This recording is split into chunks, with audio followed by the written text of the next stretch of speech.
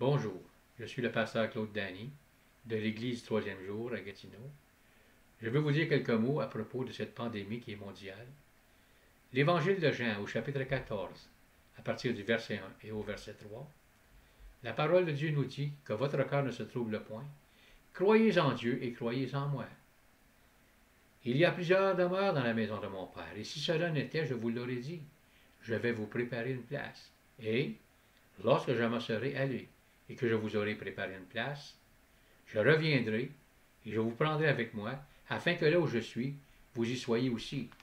Mais avant que toutes ces choses s'accomplissent, de cette promesse que Dieu nous a donnée à travers Jésus-Christ, dans l'Évangile de Matthieu, au chapitre 24, et le verset 3, nous dit, « De même, quand vous verrez toutes ces choses, sachez que le Fils de l'homme est proche à la porte. » Je vous le dis en vérité, cette génération ne passera point que tout cela n'arrive.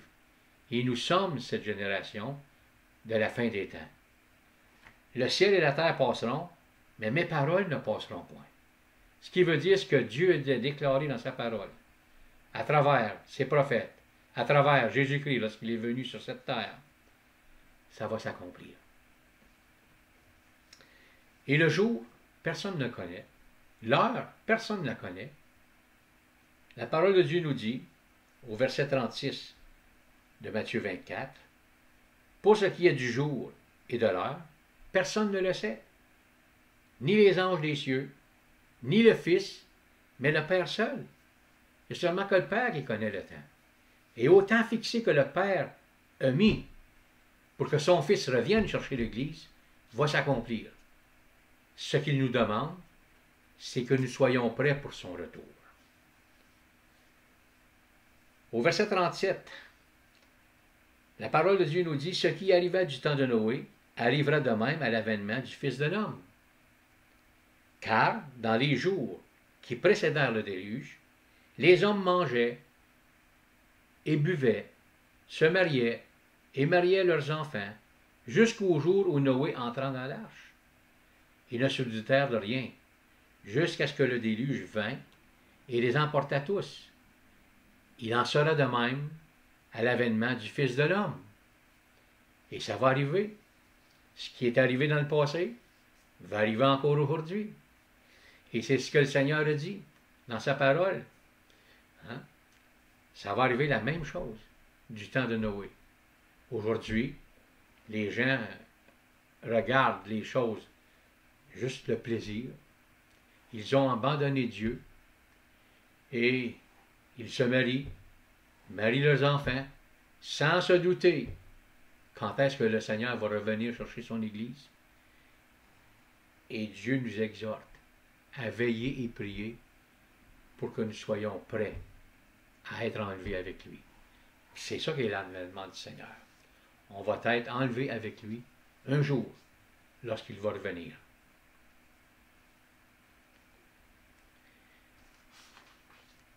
Êtes-vous dans l'inquiétude? Avez-vous peur? Êtes-vous dans une crainte? Vraiment, une crainte à cause de cette pandémie, à cause que l'économie ne va pas bien dans le monde, à cause qu'il y en a qui ont perdu leur emploi, à cause qu'il y a des personnes qui ont des compagnies, vont peut-être même perdre leur compagnie à cause de ce virus. Je peux vous donner quelques versets d'assurance. Et cette assurance-là, nous l'avons en Jésus-Christ. Il n'y a personne d'autre qui peut venir nous aider que Dieu lui-même. Oui, on essaie de faire toutes les choses à notre manière. Nous essayons d'être solidaires. Nous essayons de faire toutes les choses que nous savons nous-mêmes. Mais une chose que l'homme a oubliée, c'est de crier à Dieu. De crier vraiment pour qu'il vienne nous aider dans cette pandémie-là. Oui, on peut tout essayer. On peut rester dans nos maisons, on peut être confiné pendant tant de jours, tant de mois. Et cette pandémie-là peut continuer aussi. Vous savez, Nous sommes dans une génération où ce que les gens ne croient plus en Dieu. Et vous voyez, dans l'Évangile de Jean, au chapitre 16, la parole de Dieu nous dit au verset 7, « Cependant, je vous dis la vérité. Il vous est avantageux que je m'en aille, car si je ne m'en vais pas, le Consolateur ne viendra pas vers vous, mais si je m'en vais, je vous l'enverrai. » Il parle du Saint-Esprit ici. Et quand il sera venu, il convaincra le monde en ce qui concerne le péché, la justice et le jugement. En ce qui concerne le péché, parce qu'il ne croit pas en moi. La justice, parce que je vais au Père et que vous ne me verrez plus. Le jugement, parce que le prince de ce monde est jugé. La parole de Dieu nous dit dans Isaïe 55, verset 6, « Cherchez l'Éternel pendant qu'il se trouve. Invoquez-le tandis qu'il est prêt. » Alléluia.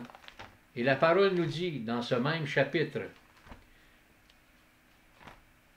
que le méchant abandonne sa voie. Nous allons le lire ensemble.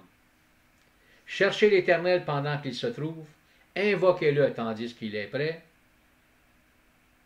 Que le méchant abandonne sa voie, et l'homme d'iniquité ses pensées, qu'il retourne à l'Éternel qui aura pitié de lui, à notre Dieu qui ne se lasse de pardonner. » Et Dieu, c'est un Dieu de miséricorde. Il pardonne les péchés. Et c'est pour ça que le plan parfait de Dieu, ça a été la croix. Envoyer son Fils à la croix. Car Dieu a tant aimé le monde qu'il a donné son Fils unique, afin que quiconque croit en lui ne périsse point, mais qu'il ait la vie éternelle. Chers amis, on a tous un choix à faire dans notre vie. Un jour, j'ai fait ce choix-là en 1981. J'ai crié à Dieu. Ça n'a pas été une grande prière. J'ai seulement dit, si tu existes, fais quelque chose dans ma vie. Et c'est la plus belle prière que j'ai jamais faite de toute ma vie. Parce que Dieu est descendu sur moi. Son amour est descendu en moi. Et la paix de Dieu, qui surpasse toute intelligence, est entrée en moi. Et j'ai commencé à lire la parole. J'ai commencé à comprendre ce que la parole de Dieu disait, parce que le Saint-Esprit habitait en moi. Et c'est lui qui me disait toutes choses à propos de la parole de Dieu.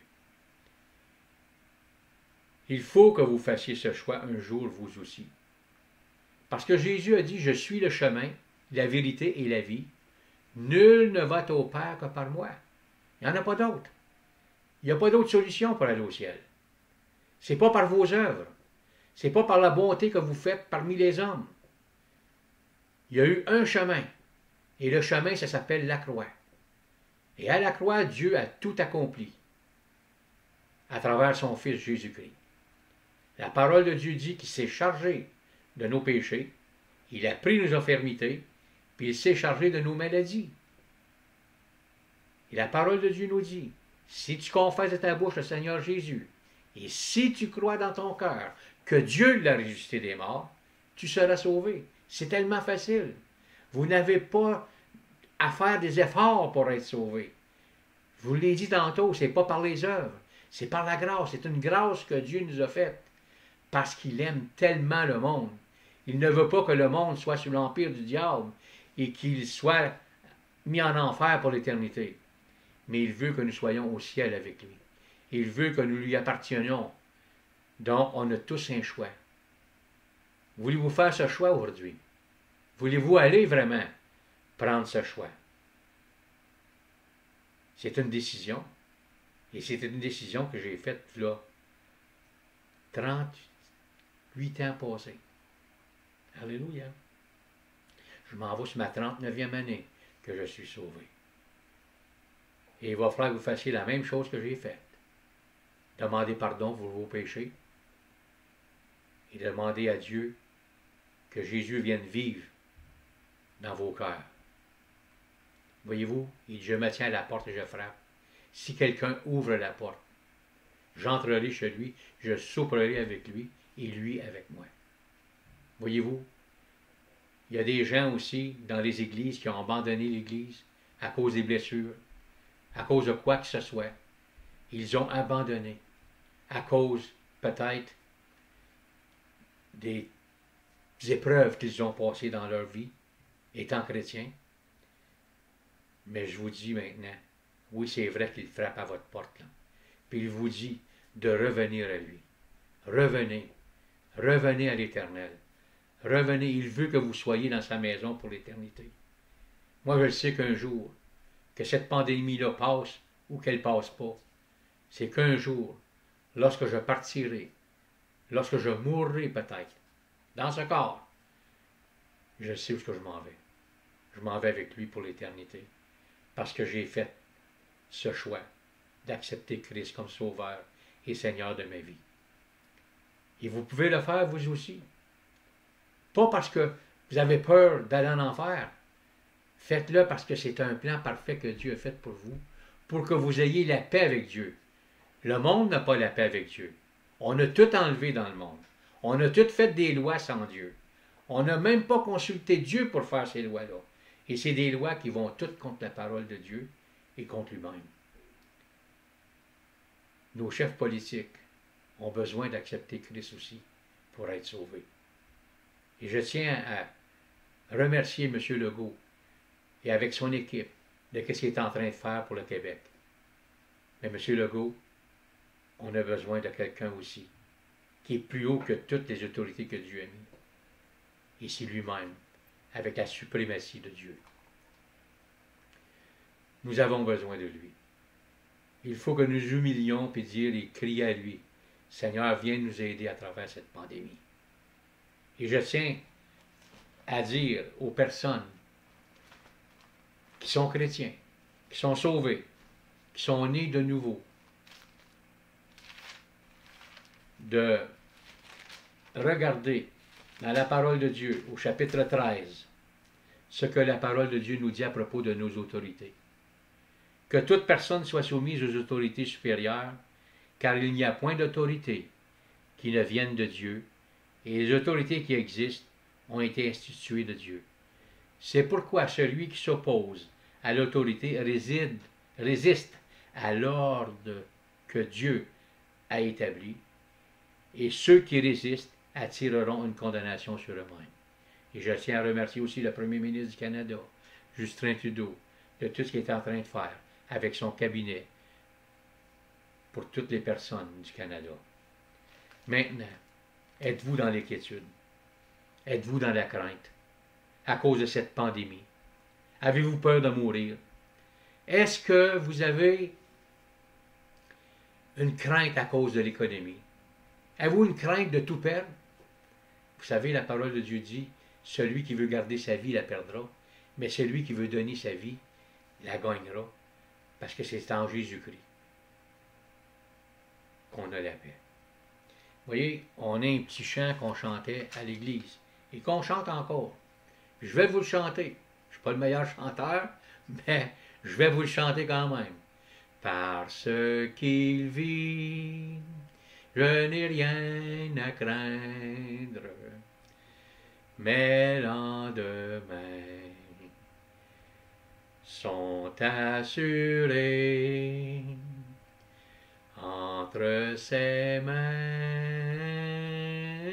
Il tient ma vie pour ce temps et l'éternité. Je sais qu'il vit. Et c'est ça mon assurance. Je sais qu'il vit et je sais que ma vie est entre ses mains. Si vous voulez faire le même choix que j'ai fait, 38 ans passés, mais vous pouvez le faire. On va faire une prière. La prière de la repentance qu'on appelle. Si vous voulez le faire avec moi, répétez après moi. Père éternel, je te demande pardon pour tous mes péchés et je crois que ton Fils Jésus est venu sur la croix prendre mes péchés. Il a pris mes infirmités, il s'est chargé de mes maladies. Et toutes ces choses ont été faites à la croix pour un but, pour que j'aie la vie éternelle et que j'habite pour l'éternité avec lui. Je te demande, Seigneur Jésus, de venir vivre dans mon cœur à l'instant même. viens habiter dans mon cœur. Viens changer ma vie et viens me donner la paix. Parce que la parole de Dieu dit, mes amis, c'est Jésus lui-même qui a dit ces paroles. Je vous laisse la paix, je vous donne ma paix, je ne vous donne pas comme le monde donne. Que votre cœur ne se trouble point et ne s'alarme point. Vous n'avez pas à craindre cette maladie si vous appartenez au Seigneur. Le psaume 91 nous dit, c'est un psaume qui nous protège, un psaume de protection. Celui qui demeure sous l'abri du Très-Haut repose à l'ombre du Tout-Puissant. Je dis à l'Éternel, mon refuge et ma forteresse, mon Dieu en qui je me confie. Car c'est lui qui te délivre du filet de l'oiseleur, de la peste et de ses ravages, la corona.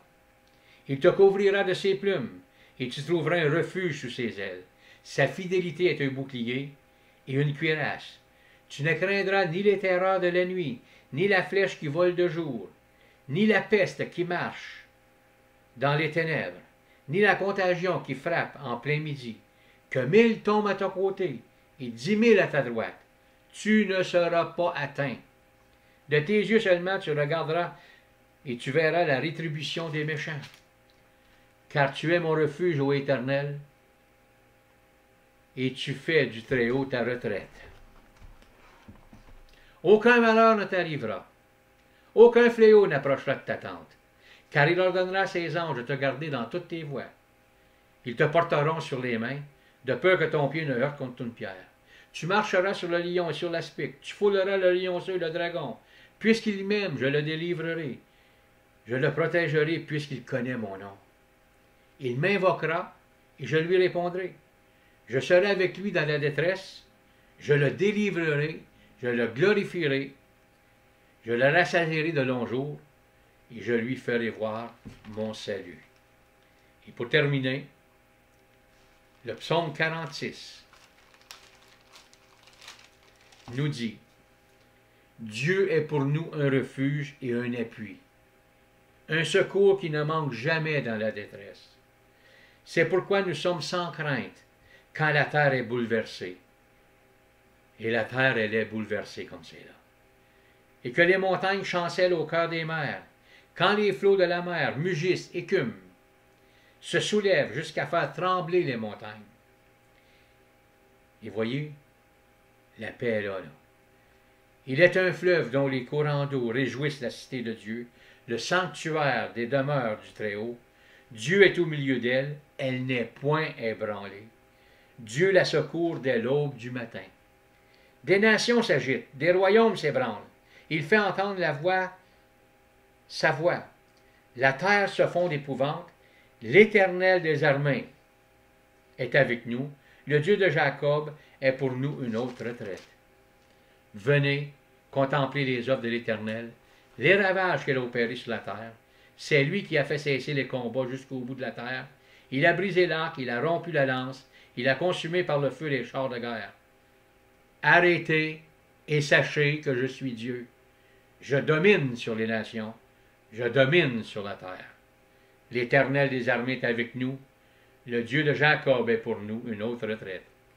Et cette pandémie est là pour un but, parce que Dieu parle aux nations, Dieu parle à l'Église, et Dieu parle à Israël en disant, « Réveillez-vous, je suis à la porte, je viens bientôt. Êtes-vous prêts pour mon retour? Que Dieu vous bénisse et passez une très bonne journée. »